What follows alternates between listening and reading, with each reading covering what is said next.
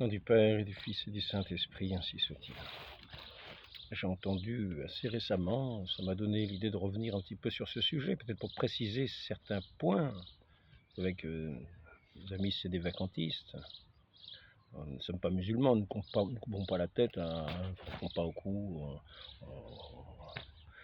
on ne combat pas jusqu'à la mort. Hein, non, simplement on essaye d'éclairer, ça fait partie du dialogue un petit peu. Hein. Ceux qui sont loin, il y a moyen de parler maintenant, d'avoir des outils de communication qui permettent de parler loin, et comme ça ils deviennent plus proches. Donc c'est le sens de la parole, c'est le sens de l'échange, c'est le sens du dialogue qu'on peut voir, c'est-à-dire de rappeler certaines vérités. Donc Monsieur Abosi, pour revenir à ces sujets-là, parce que ça c'est souvent une question de sa part de maintenir hors de l'Église par certains arguments, dont un par exemple va être que nécessairement, c'est ce qu'il a souligné dans cette vidéo, une seule hérésie fait chuter de la foi et fait qu'on n'est plus catholique. On perd totalement la foi en chutant sur un point de la foi. C'est un fait. Il a cité comme cela, il me semble, il devait y avoir Benoît, je ne sais plus si c'est 14 ou 15, et puis Léon XIII dans Satis Cognitum. Alors il a cité le texte exactement. Moi je n'ai pas retrouvé son livre, que j'ai. Je l'ai sur son livre. J'ai le même livre qu'il a utilisé pour faire cette citation. Je ne vais pas rester une heure parce que pas beaucoup de place sur ces petites tablettes. Là. Il y a une capacité d'enregistrement, enfin, c'est déjà pas mal, mais je remarque que je suis obligé à chaque fois d'effacer des vidéos pour pouvoir en enregistrer d'autres. Donc, pour en revenir, celui qui chute sur un seul point de la foi, il a chuté sur toute la foi. Il a perdu la foi. En gros, c'est ça. Donc, nous avons l'Église, nous recevons notre foi entière de l'Église. C'est ça. Et je voudrais quand même rappeler à Monsieur Abosi, à tous ceux qui l'écoutent et qui la suivent, la chose suivante, qui n'est pas sans importance. Elle n'est pas mise dans le catéchisme de Saint Pie X. C'est vrai. Parce qu'en général, quand on est avec Saint Pie V, on suit le catéchisme, non pas de Saint Pie V, mais de Saint Pie X. Bon. Ben, moi, je vais reprendre le catéchisme de Saint Pie V qui disait une chose très importante. Très importante. Au cas où certains ne l'auraient pas entendu, je vais le répéter. De façon à ce qu'on puisse s'imprégner de cette pensée-là. C'est ce qui est dit et qui est très important. Pour savoir ce que c'est effectivement qu'un hérétique. Lorsque nous disons le credo, nous remarquerons que l'article 9 du credo concerne l'Église. Dans le catéchisme de Trente, c'est dans le chapitre 10 qu'il en est question. C'est l'article 9 et il est traité dans le chapitre 10.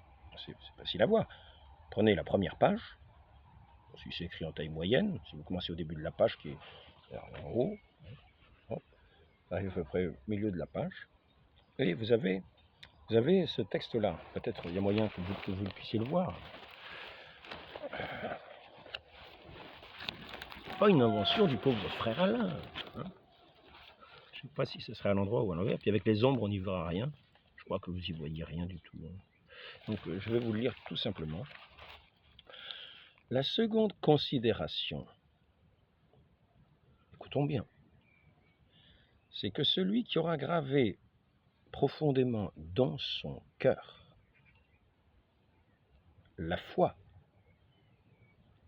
à la vérité de l'Église n'aura pas de peine à éviter le terrible danger de l'hérésie. L'Église bâtie sur le roc. L'Église indéfectible, promise jusqu'à la consommation des siècles, sans interruption. Donc il n'y a pas d'éclipse dans l'Église, c'est sans interruption. L'infaillibilité d'ailleurs est remise à l'Église. C'est ce que dit le Concile du Vatican I.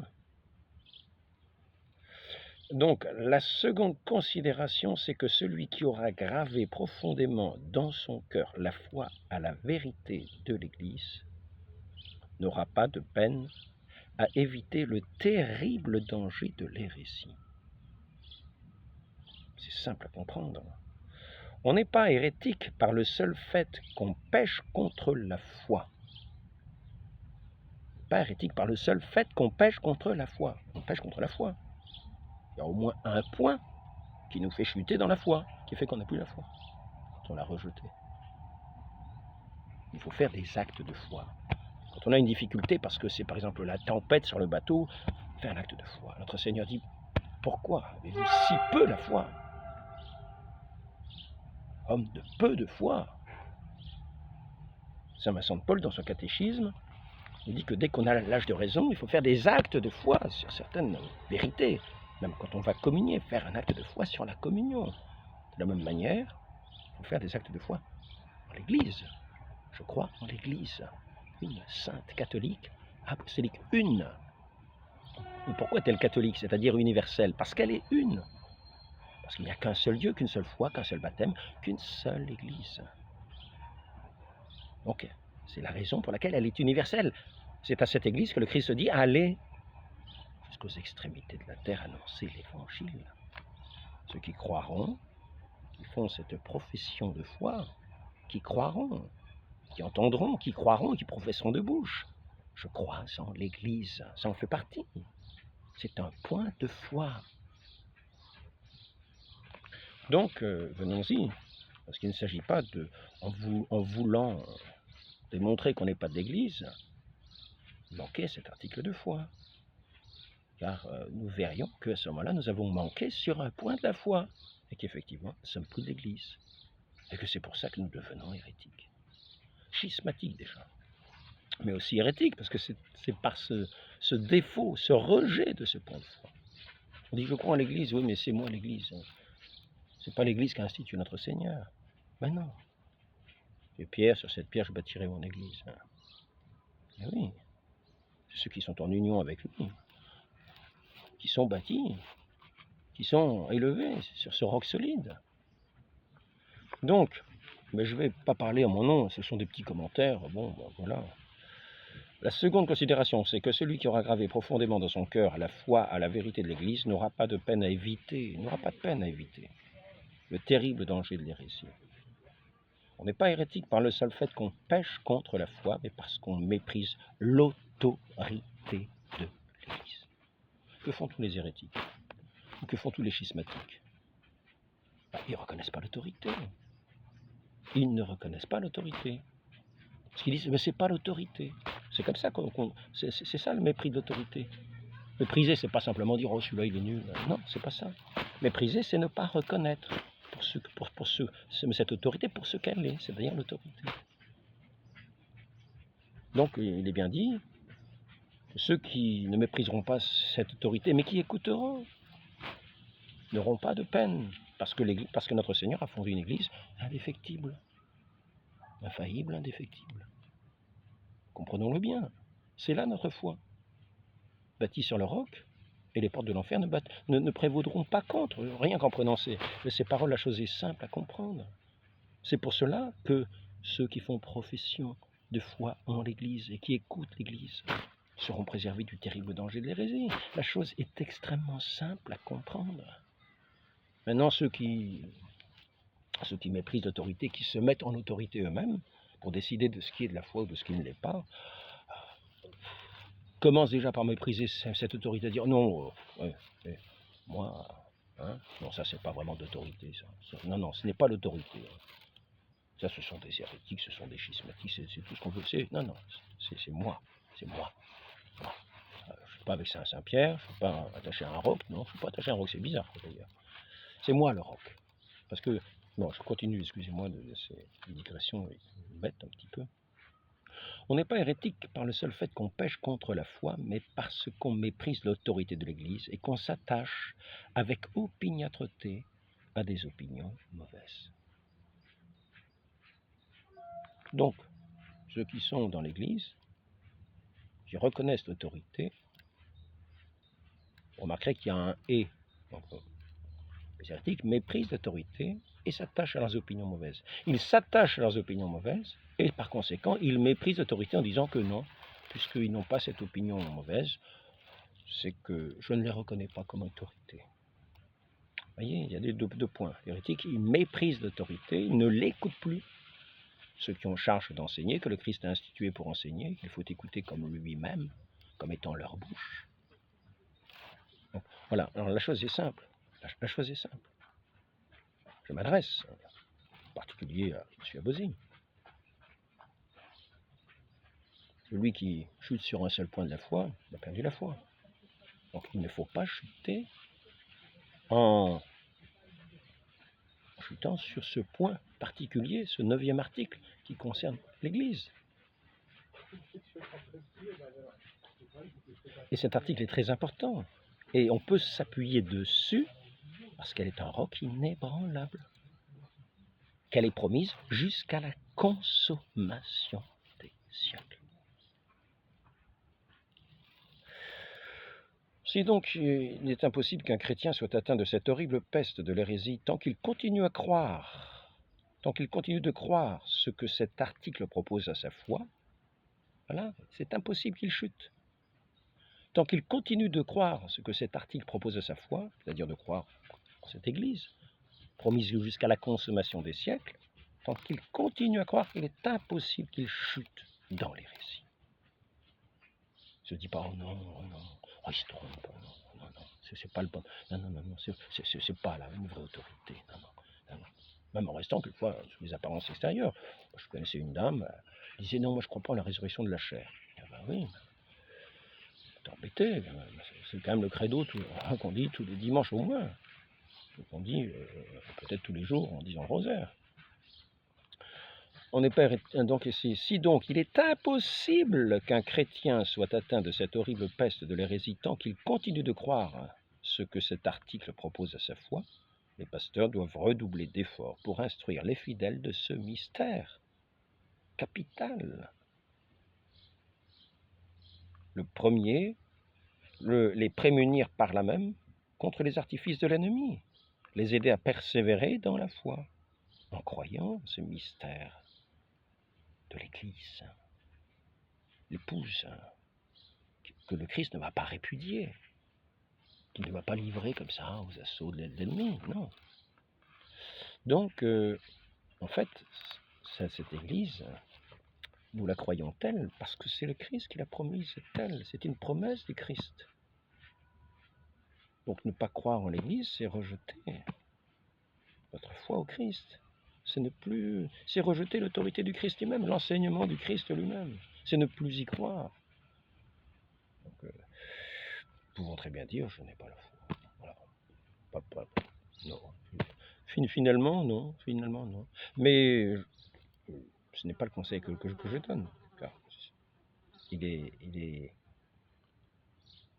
est, comment dire, pour le salut nécessaire d'avoir cette foi. Mais par contre,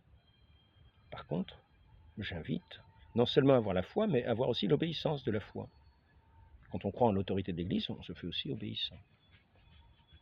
Par conséquent, en obéissant, quelques petites recommandations qu'il nous est donné de faire.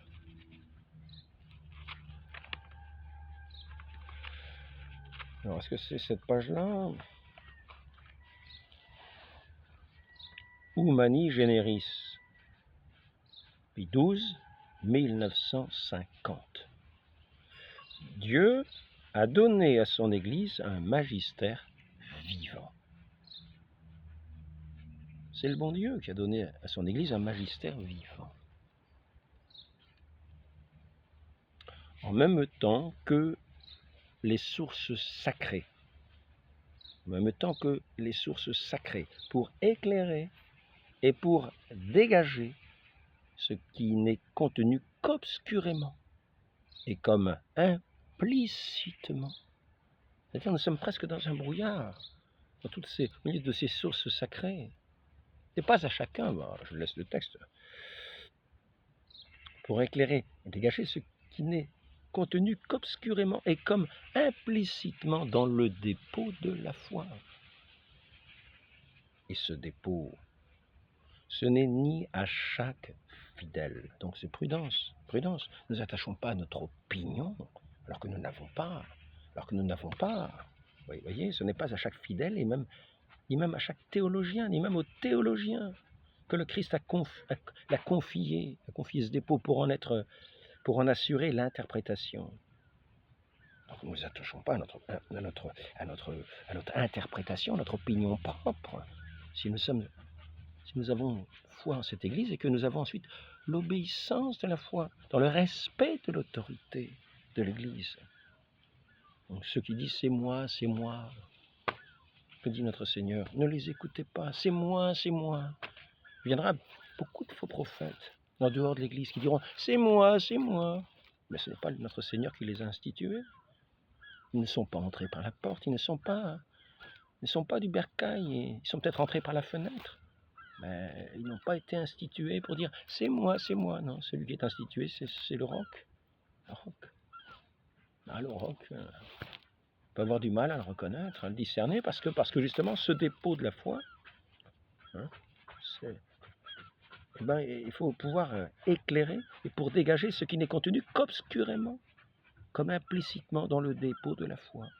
Ce dépôt, ce n'est ni à chaque fidèle, ni même aux théologiens que le Christ l'a confié pour en assurer l'interprétation authentique, mais au seul magistère. Donc, qui se fait le juge de l'Église, qui se permet d'être le dépositaire de la foi ainsi, alors que ce dépôt ne lui est pas confié pour en faire l'interprétation. Et dire c'est moi. Oui. Donc, revenons à cet article de foi sur l'Église. Bâti sur ce roc, Saint-Pierre, ses successeurs, ce siège qui professe cette foi dans le Fils du Dieu vivant. Le Christ, le Fils du Dieu vivant. Tu es le Christ, le Fils du Dieu vivant. Y a-t-il eu un pape qui s'est mis à dire non, c'est pas le Christ, c'est pas le Fils du Dieu vivant. Non. Il ne s'agit pas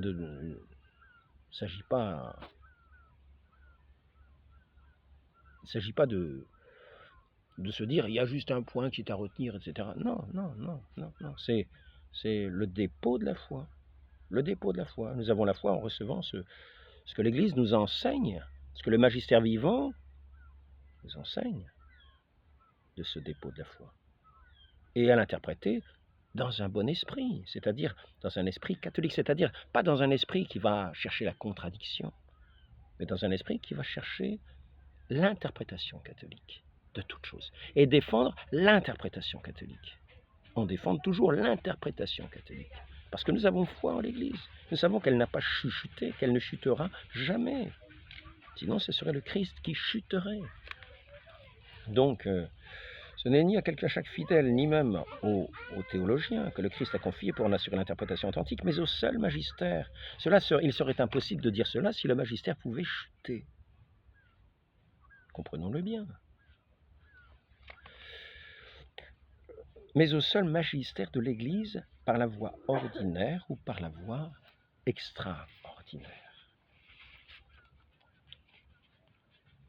Donc on peut rappeler à certains points, même en cas de vacances apostoliques, les fidèles demeurent enseignés et gouvernés par leurs évêques légitimes.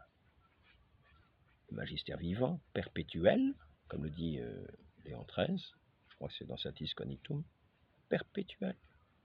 Ce magistère vivant est perpétuel. Qui ont reçu du pape la juridiction pour enseigner et gouverner. Comprenons-le bien, qui ont reçu du pape la juridiction pour enseigner et gouverner. Les autres, c'est pas le magistère vivant.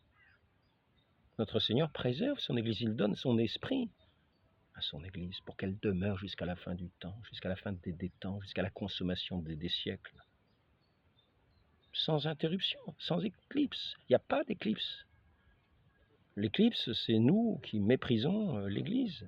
L'éclipse, c'est par exemple peut y avoir un astre qui nous séduit, comme par exemple le serpent a éclipsé la parole de notre Dieu, le commandement de notre Dieu au pied de l'arbre. Et la parole de Dieu était là. Le serpent l'a voulu l'éclipser, comme par exemple l'islam veut éclipser le Christ, hein, se mettant des voiles qui donnent une apparence de piété, qui font se dire « Ah tiens, c'est bien ça ». Et là nous avons pour le coup une négation du Fils de Dieu, le Christ, le Fils du Dieu vivant. Là pour le coup c'est l'antéchrist. Donc ça c'est ad apostolorum principis, hein, ce n'est pas que ça, c'est aussi d'autres documents importants, même en cas de vacances apostoliques. Ici, nous avons aussi Jésus-Christ a institué dans l'Église un magistère vivant authentique, le plus perpétuel. Perpétuel. Il n'y a pas d'éclipse. Un magistère vivant perpétuel. On sait où le trouver, on sait où il est. Il est à Rome. On sait où il est. Ah oui. Il n'y a pas une supercherie. Il n'y a pas une supercherie. Les chrétiens ne sont pas trop trompés. Non, non. On sait où il est. Eux, ils croient en l'Église, ils respectent l'autorité, parce qu'ils ont foi en l'Église, ils respectent l'autorité, ils l'écoutent. Et ils interprètent dans un bon sens, dans un sens catholique. Ils savent bien que le péché est interdit. Les 10 commandements sont clairs à ce sujet, donc on sait bien que le péché est interdit.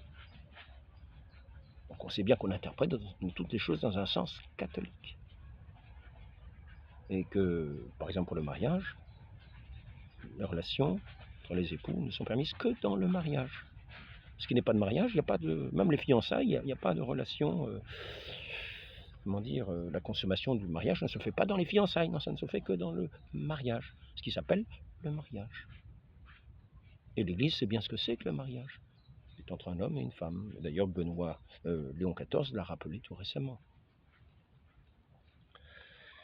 Donc ici, Jésus-Christ a institué dans l'Église un magistère vivant, authentique et de plus perpétuel qu'il a investi de sa propre autorité, revêtu de l'esprit de vérité, et que il a ordonné sévèrement ordonné que ces enseignements doctrinaux de ce magistère fussent reçus comme les siens propres.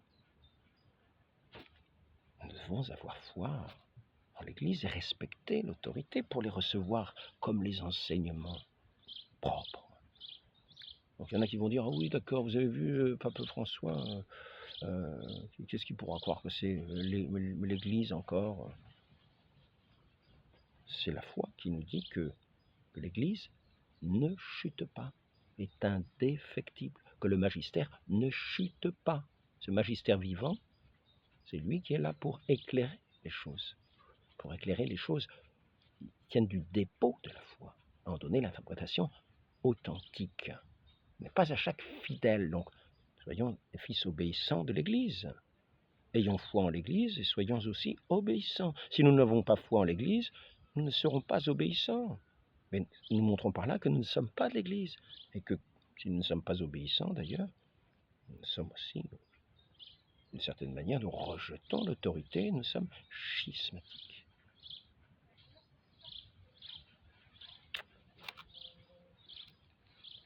Il y en a qui ont l'apparence d'être de l'Église et qui ne le sont pas.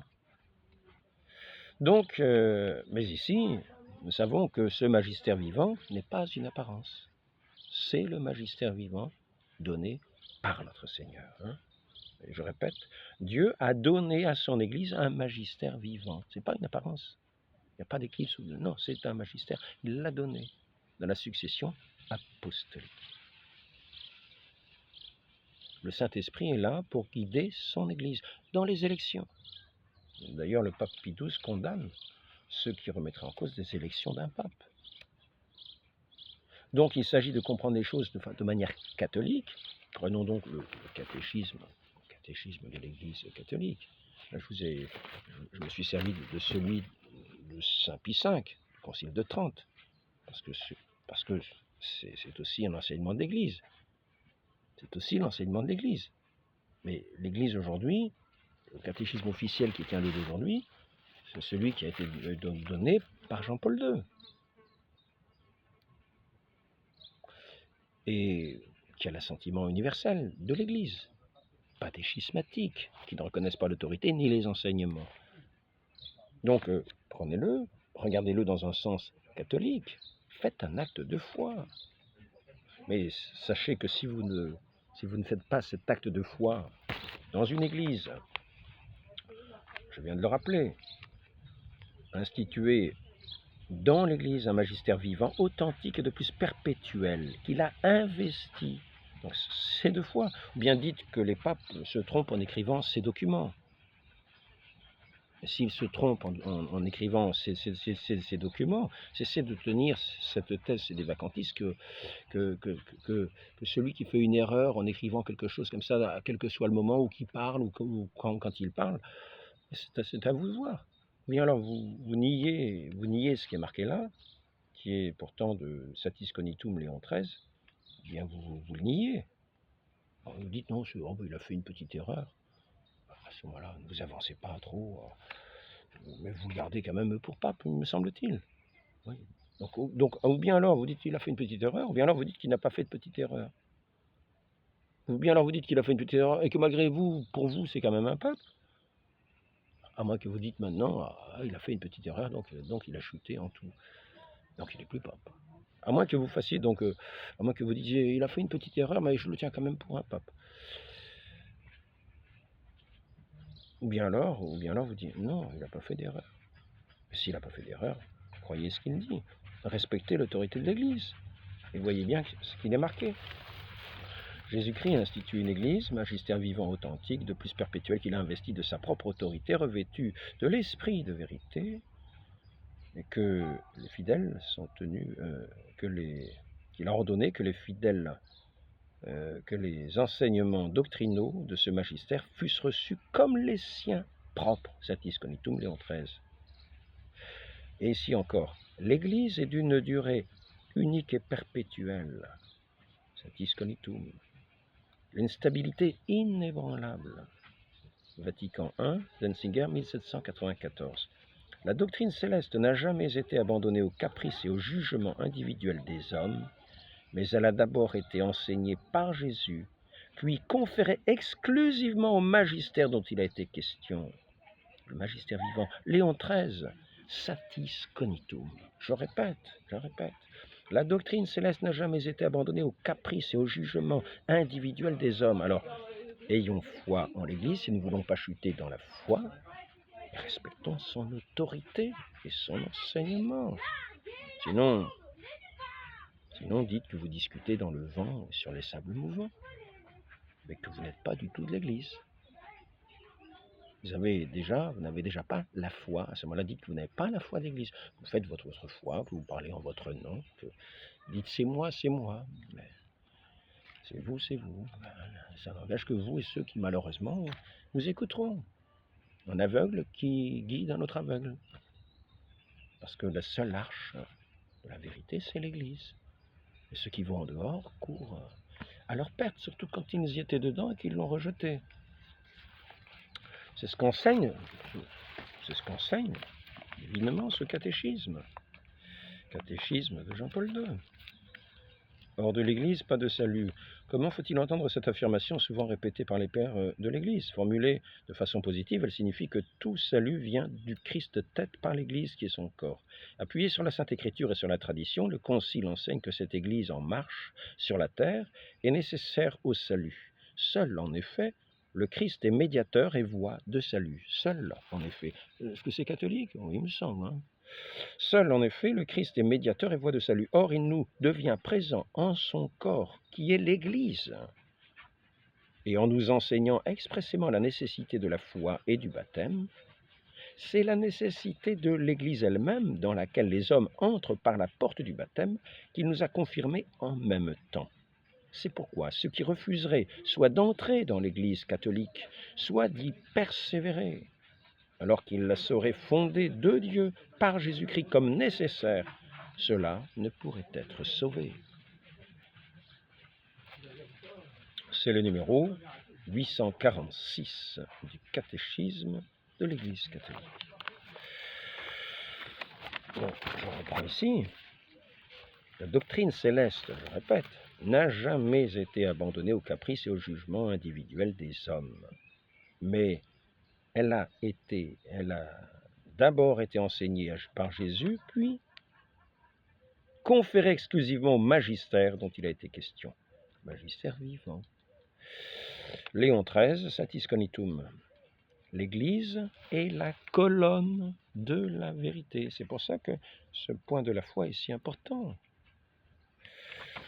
Encore un point important. L'Église chancellera si son fondement chancelle. Ce sera le dernier point. Mais comment pourrait-elle chanceler? Et comment pourrait chanceler le Christ? L'Église chancellera si son fondement chancelle. Mais comment pourrait chanceler le Christ? Tant que le Christ ne chancellera point, l'Église ne fléchira jamais jusqu'à la fin des temps. Où sont ceux qui disent « l'Église a disparu du monde » puisqu'elle ne peut même pas fléchir? Satis Cognitum, citant, me semble-t-il, saint Augustin. Et c'est quand même dans cette encyclique de Léon XIII, le pape Léon XIII. Donc, il n'y a jamais eu, il n'y aura jamais dans l'Église de magistère légitime de laïcs soustrait par Dieu à l'autorité et à la conduite vigilante du magistère sacré. Bien plus, le refus même de se soumettre fournit un argument convaincant et un critère sûr. Les laïcs qui parlent et agissent de la sorte ne sont pas conduits par l'Esprit de Dieu et du Christ. Discours de Pie XII, 1954, pour la canonisation de Saint Pie X. Il arrive que certains professeurs cherchent trop peu la liaison avec le magistère vivant de l'Église. Canonisation de Saint Pie X, ce même discours. Je ne veux pas continuer.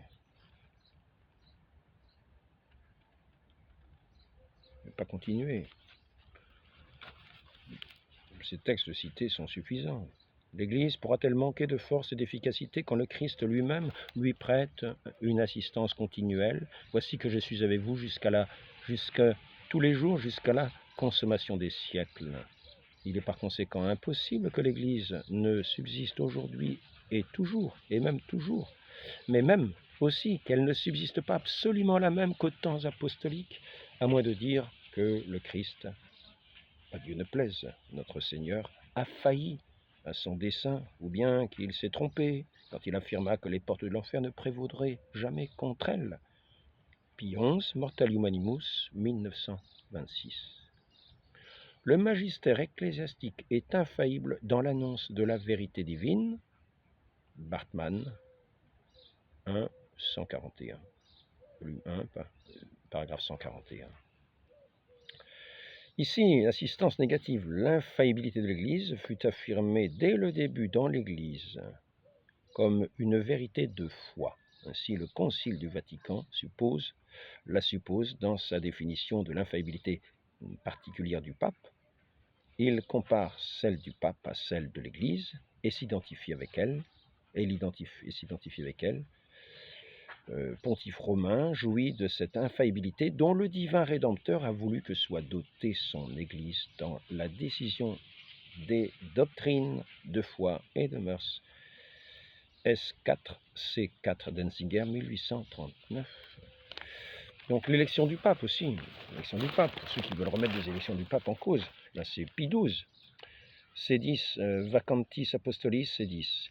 En discutant de la légitimité d'un pape, Pie XII disait « Le consentement ayant été donné dans l'espace de temps qui, dans la mesure où il est nécessaire, doit être déterminé par le sage jugement des cardinaux à la majorité des votes, l'élu est immédiatement pape et il requiert, par le fait même, et il peut...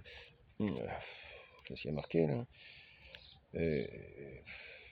exercer une juridiction pleine et absolue sur le monde entier. Dès lors, si quelqu'un ose attaquer les lettres de décision concernant n'importe quelle affaire émanant du pontife romain, avant son couronnement, nous frappons de peine d'excommunication à encourir ipso facto. C'est aussi valide pour le pape Jean XXIII. Donc, gardons bien cet article de foi si nous ne voulons pas chuter dans la foi en perdant un article de foi, puisqu'un seul article suffit à chuter. Donc, croyons en l'Église, faisons un acte de foi. Renonçons à nous-mêmes, renonçons à notre opinion propre. Faisons cet acte de foi. L'Église est comme à l'avant de sa barque, même si il semble dormir. Faisons cet acte de foi sous peine de nous voir reprocher. Homme de peu de foi. Et non seulement de peu de foi, mais comme lorsque Saint Pierre sortit de la barque. Et là s'est mis à douter. Il s'enfonçait. Seigneur, sauve-moi. Appelez notre Seigneur. Appelez notre Seigneur, écoutez sa parole. Lui qui, par sa parole, a fondé son Église. Sachez comment elle est fondée. Dieu a donné un magistère vivant. Et ce magistère, il n'y a pas d'interruption. Ce magistère continue de s'exercer même en cas de vacances du siège. Il n'est pas question qu'il chute, sinon ça voudrait dire que le Christ a failli. Nous l'avons vu. Donc, remettons-nous en cause. Travaillons dans le bon sens au lieu de blasphémer sans cesse cette Église sainte du Seigneur et de donner de l'aliment à tous ceux qui vont contre elle. Regardons d'un sens catholique. Prenons le catéchisme, regardons-le d'un sens catholique. Sinon, vous serez hors de l'Église, pour l'avoir rejeté, pour avoir méprisé son autorité, qui est l'autorité du Christ même.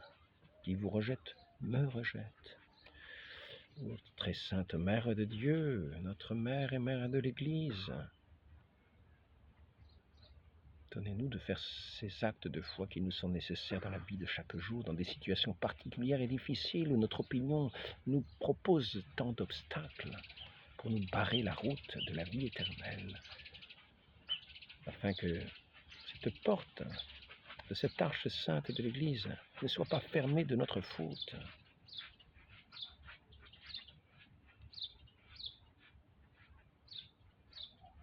Très sainte Mère de Dieu, accordez-nous de faire cet acte de foi dans tout ce qui concerne ce credo de la foi de l'Église. Je crois en l'Église une, sainte, catholique, apostolique. Ainsi soit-il, au nom du Père et du Fils et du Saint-Esprit. Amen.